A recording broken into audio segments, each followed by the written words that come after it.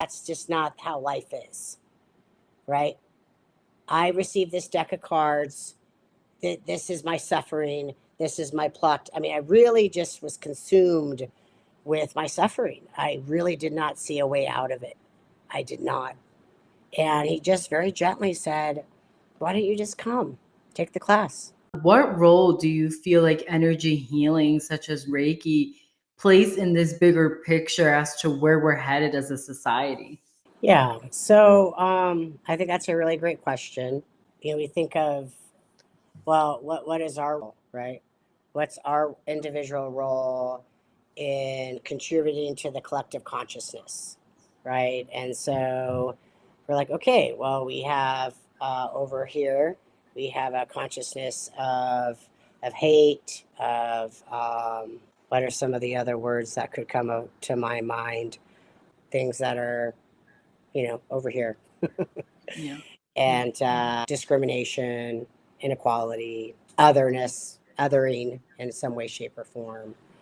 And then we have over here, we have energy of being inclusive, of being kind, of being honest, of being compassionate, and compassionate and to me, and compassionate and loving to you. We want to get people in their bodies, and Reiki helps us to get in our body in a way we're not used to.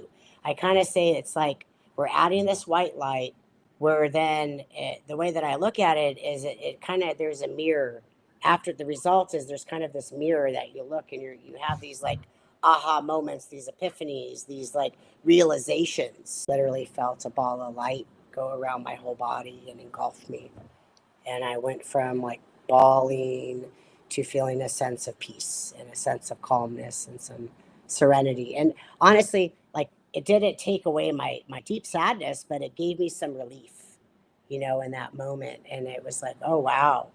And yeah, I eventually buried my mom and went back to New York, got really sick. It's very common after we have a lot of grief that we end up getting sick. And as I was coming out of being sick, I called Brian, who is back in New York now, and I was like all of us do when we have any kind of tragedy, we reach out to our dearest friends. And I emailed my dear friend Brian Brunius, and Brian was in India at the time, and he called me, and we talked, and I was bawling and crying, as you can imagine. And he said he wanted to send me Reiki.